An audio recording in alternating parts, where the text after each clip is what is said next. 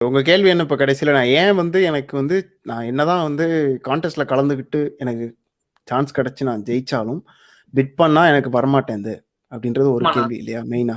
இன்னொன்று வந்து வர்ற கிளைண்ட்லாம் வந்து ஒரு மாதிரி டெம்ப்ளேட் எடுத்து போட்டு முடிச்சு கொடுத்துட்றாங்க அப்படின்னு சொன்னீங்க. ஸோ இது வந்து ஆமாண்ணா, ஆமா. இதுல பல கேள்விகள் இருக்கு. ஓகே, நான் என்ன சொல்லுவேன் அப்படின்னா, நான் முதவே வந்து இந்த சைட்ல வந்து நான் Upwork மட்டும் தான் சப்போர்ட் பண்ணுவேன்னு சொன்னதுக்கு காரணம் என்ன அப்படின்னா, Upworkல தான் அட்லீஸ்ட் ஒரு நல்ல குவாலிட்டி மெயின்டைன் பண்ணுவாங்க. ம். ஓகே, அதனால தான் வந்து Upwork வந்து ஆமாண்ணா. இன்வெஸ்ட்மெண்ட் இருக்கு. ஒரு மாதிரி ஹை Upworkல வந்து பாத்தீங்கன்னா அவன் முன்னாலே லேபிள் லோகோலாம் போட்டிருப்பான். பெரிய பெரிய கம்பெனில இருந்து Upworkல ஹையர் பண்ணுவாங்க. ஓகே, அந்த மாதிரிலாம் நடந்திருக்கு. ஆமாண்ணா. மற்ற சைட்ஸ்லாம் வந்து அந்த அளவுக்கு டெவலப் ஆகல. ஃபைவர் வந்து இப்போ புதுசா ஒரு மாதிரி முன்னால வந்துட்டாங்க. ரொம்ப சீப்பா ஆரம்பிச்சாலும் ஃபைவர் முன்னால போயிட்டாங்க. சரிங்களா? இப்போ நீங்க சொன்ன அதே பிரச்சனை தான் பல பேர் சொல்லுவாங்க. ஒரு உதாரணத்துக்கு லோகோ டிசைனரா இருப்பாங்க. சரிங்களா? இப்போ லோகோ டிசைனர் என்ன சொல்லுவாங்க, நான் வந்து லோகோ பண்றது வந்து பயங்கர கான்செப்ட்லாம் யோசிச்சு புதுசு புதுசா பண்றேன். அப்போ அதே மாதிரி நீங்களும் உங்களுக்கும் தெரியும், இண்டஸ்ட்ரியில ஒரு லோகோக்கு ஒரு உதாரணத்துக்கு $2000 என்ன $20,000 கொடுக்கறதுக்கு கூட ஆளுங்க இருக்காங்க ஒரு லோகோக்கு. சரிங்களா? ஆனா அந்த கம்பெனி எல்லாம் பாத்தீங்கன்னா பயங்கர பெரிய பெரிய கம்பெனிஸா இருக்கும். ஓகே, ஒரு என்ன சொல்றது, ஒருத்தன் $20,000 கொடுக்குறான் அந்த ஒரு லோகோக்கு அப்படின்னா அந்த லோகோவோட இம்பார்ட்டன்ஸ் அவங்களுக்கு தெரிஞ்சிருக்கும். இன்னொன்னு, அந்த லோகோ டிசைன் பண்றவங்களுக்கு பிசினஸோட இம்பார்ட்டன்ஸ் எல்லாம் தெரிஞ்சிருக்கும். இப்போ ஒரு உதாரணத்துக்கு லோகோ எடுத்தோம் அப்படின்னா, லோகோனா சும்மா வந்து ஒரு படம் கிடையாது. ஒரு லோகோவை மாத்துறதுனால சேல்ஸ் கீழே விழுறதுக்கான சான்ஸ் இருக்கு. சரிங்களா? அப்போ ஒரு லோகோவை அண்டர்ஸ்டாண்ட் பண்ணும்போது அந்த லோகோவோட ஃபுல் இண்டஸ்ட்ரி புரியணும். என்ன சொல்றது, காம்படிட்டர் என்னன்னு புரியணும், அவங்க என்ன மார்க்கெட் ரேஞ்சில் இருக்காங்கன்னு புரியணும். ஒரு லோகோவை பார்த்த உடனே மக்கள் மனசுல வந்து அதோடைய விலை என்ன அப்படின்ற ஒரு யூகம் வரும். அதை எப்படி கண்ட்ரோல் பண்றது அப்படின்னு புரியும். இந்த மாதிரி நிறைய இருக்கு, பார்த்து நீங்க அடுக்கிட்டே போலாம். இதெல்லாம் இருந்தும் Upwork போனீங்க அப்படின்னா $5 லோகோ பண்ணி கொடுக்க ஆளுங்க இருக்கதான் இருக்காங்க. கரெக்டா? கரெக்ட். சரி, ஏன் அப்படின்னா 2 மார்க்கெட் இருக்கு. அதாவது புதுசா நான் இன்னைக்கு வந்து ஒரு பேக்கரி ஆரம்பிக்கிறேன். ஓகே, எனக்கு வந்து லோகோன்னு ஒன்று வேணும் அப்படின்னா எனக்கு அந்த லோகோவான இம்பார்ட்டன்ஸ் என்ன அப்படின்னு பாத்தீங்கன்னா, என்னுடைய விசிட்டிங் கார்டில் ஒரு படத்தை போடணும், அவ்வளவுதான். அவ்வளவுதான். நான் லீகலா இல்லீகலான்னு கூட பார்க்க மாட்டேன். ஏன்னா அந்த லோகோக்காக யாரும் அதை வந்து வாங்க போறது இல்லை. புரியுதுங்களா? லோகோ எப்போ எனக்கு இம்பார்ட்டன்ட் ஆகும்னா, என் பிசினஸ் ரெக்கக்னைஸ் பண்ணி, அதாவது நான் எனக்கு ஒரு கடையை வந்து நல்லா டெவலப் ஆயிட்டு அதுக்கப்புறம் அந்த 2 கடையா போட்டு அந்த 2 கடையிலையும் அதே லோகோ போடும்போது தான் அதோட இம்பார்ட்டன்ஸ் வரும். ஏன்னா நாளைக்கு என் லோகோக்காக வாங்குறவங்க இருப்பாங்க. புரியுதுங்களா? பேர் இருக்கும், இந்த மாதிரி இருக்கும். அப்போ நீங்க வந்து ஒரு லோகோ டிசைனர் இருந்துட்டு புதுசா பேக்கரி ஆரம்பிங்க கிட்ட போயிட்டு நீங்க நான் வேலையை பார்க்கணும் அப்படின்னு நினைச்சீங்கன்னா நடக்காது. இதே பேரலல் தான் உங்களுக்கு வருது. நீங்க நல்லா அனிமேஷன் பண்றீங்க, நான் ஸ்கிராச்ல இருந்து பண்றேன், கான்செப்ட் எடுத்து பண்றேன், விஸ்காம்லாம் இன்ட்ரெஸ்ட்னு சொல்றீங்க. அப்ப நீங்க வந்து யோசிக்கிறதெல்லாம் பாத்தீங்கன்னா ஒரிஜினலா யோசிக்கணும் அப்படின்னு நீங்க பார்க்கலாம். மேபி மார்க்கெட் ரிசர்ச் பண்ணலாம். ஒரு பக்கம் பாத்தீங்கன்னா சாஃப்ட்வேர்ல வர டெம்ப்ளேட் எடுத்து ஜஸ்ட் அதுலயே வந்து 4-5 விஷயம் இருக்கும், எடுத்து போட்டு தள்ளி அனுப்பிட்டே இருப்பான் ஃபேக்டரி மாதிரி. ஓகே, சரிங்களா? 2-3 வீடியோ ப்ரொடியூஸ் பண்றேன் கண்டிப்பா. ஓகே, ஸோ இது ரெண்டுமே நான் முதல் விஷயம் நான் என்ன சொல்வேன்னா, என்னதான் வந்து நீங்க ஒரு கிரியேட்டிவா ஒரு விஷயத்தை அதிகமா மதிக்கலாம். ஏன்னா நான் வந்து ஒரிஜினலா பண்றேன், நான் வந்து கான்செப்ட் புதுசா பண்றேன் அப்படின்னு நீங்க அதிகமா மதிக்கலாம். ஒரு பிசினஸா பார்க்கும்போது ரெண்டுமே சமம் தான். என்ன மார்க்கெட் வேற வேற, அவ்வளவுதான். புரியுதுங்களா? அதாவது இதை நான் வேற மாதிரி எப்படி சொல்லுவேன் அப்படின்னா, நீங்க எந்த ஊருன்னு தெரியல, நான் திருச்சியில வந்து நாகநாதர் டீ ஸ்டால்னு, திருப்பூர், சரி, திருச்சியில வந்து நாகநாதர் டீ ஸ்டால்னு ஒன்று இருக்கும். சாதாரண டீ கடை தான். ஆனா அந்த டீ கடை வந்து 200 லொகேஷன்ல என்னவோ இருக்கு. அது யாரோ தெரியல, பிசினஸ் நல்லா தெரிஞ்சவரோ என்னவோ, சாதாரண டீ கடையா தான் இருக்கும். நாகநாதர் டீ ஸ்டால்னு ஒரு திருச்சி ஃபுல்லா எல்லா இடத்துலயும் இருக்கும். ஓகே, சரிங்களா? அது ஒரு ஆடியன்ஸ்க்கு போகுது. அந்த டீ என்ன 10 ரூபா இருக்குமா தெரியல, இப்போ என்ன டீ விலை எனக்கு தெரியல, அந்த அவ்வளவுதான் இருக்கும். இன்னொரு பக்கம் பாத்தீங்கன்னா பயங்கர பந்தாவா ஒருத்தன் ஒரு கெஃபே ஆரம்பிக்கலாம், ஒரு டீயே வந்து 100 ரூபாய்க்கு விற்கலாம். ஓகே, வர்றவங்க வந்து உட்காந்து சாப்பிடலாம். ஆனா பாத்தீங்கன்னா நாகநாதர் டீ ஸ்டால், மொத்த நாகநாதர் டீ ஸ்டாலோட வருமானம் பாத்தீங்கன்னா அந்த பந்தா ஃபேன்சி காஃபி ஷாப்போட அதிகமா இருக்கும்.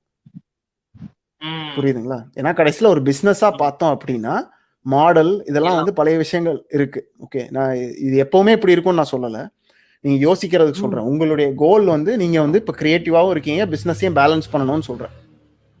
ஆமாண்ணா. கிரியேட்டிவா மட்டும் யோசிச்சுட்டே இருந்தீங்க அப்படின்னா இன்னைக்கு உங்களுடைய இந்த கான்டெஸ்ட்லாம் நல்லது தான். இது எத்தனை நாளைக்கு ஓடும் யோசிச்சு பாருங்க. அதாண்ணா.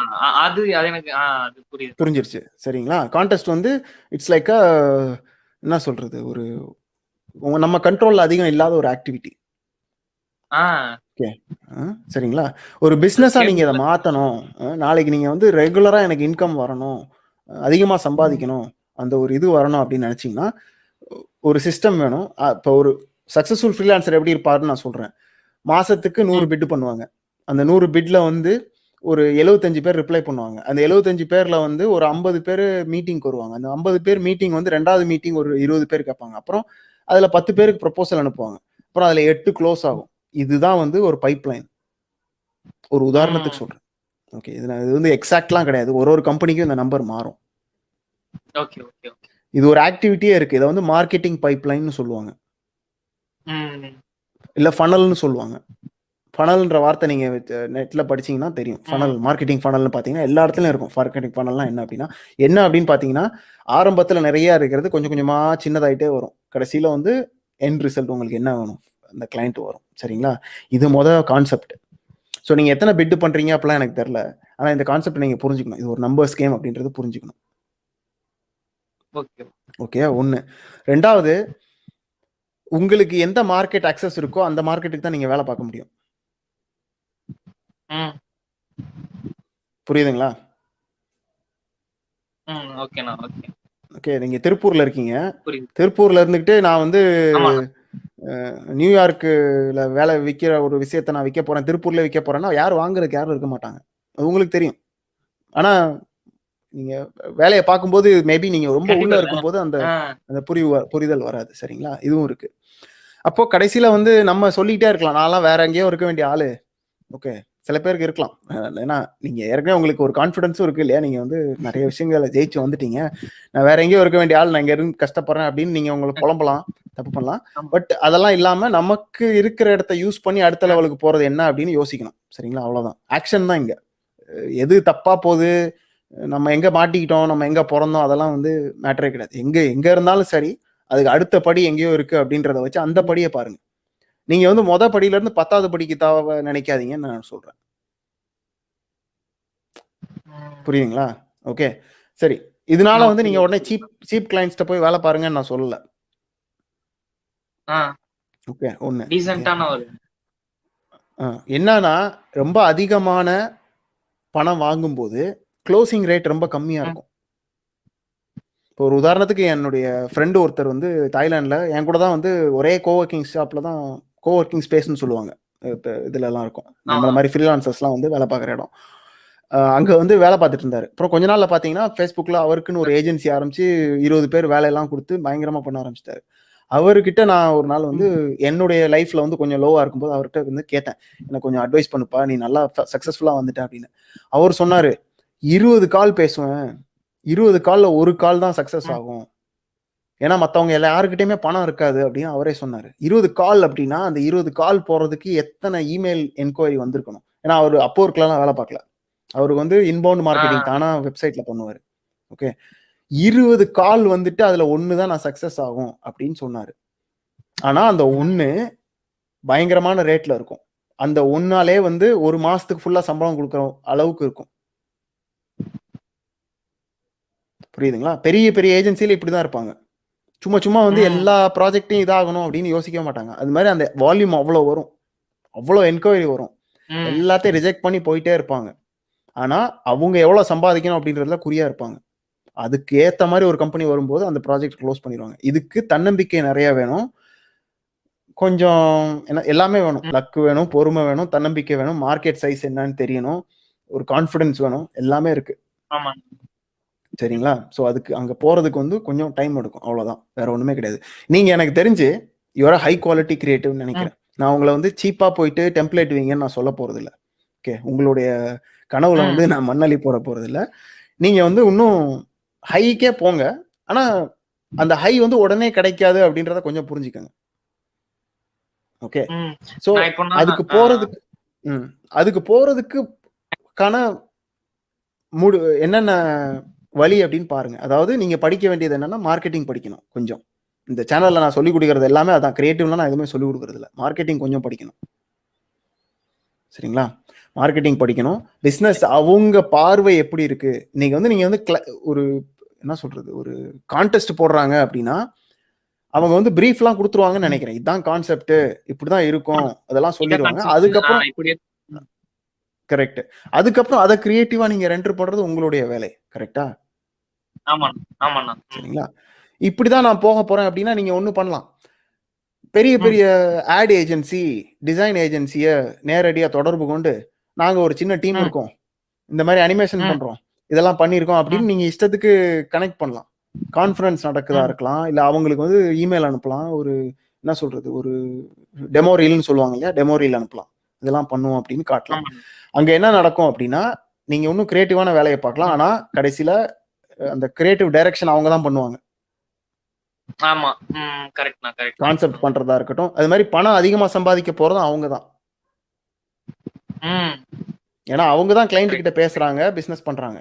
ஓகே, இதெல்லாம் நான் ஏன் சொல்றேன்னா இந்த மாதிரி நிறைய ஆப்ஷன்ஸ் இருக்கு.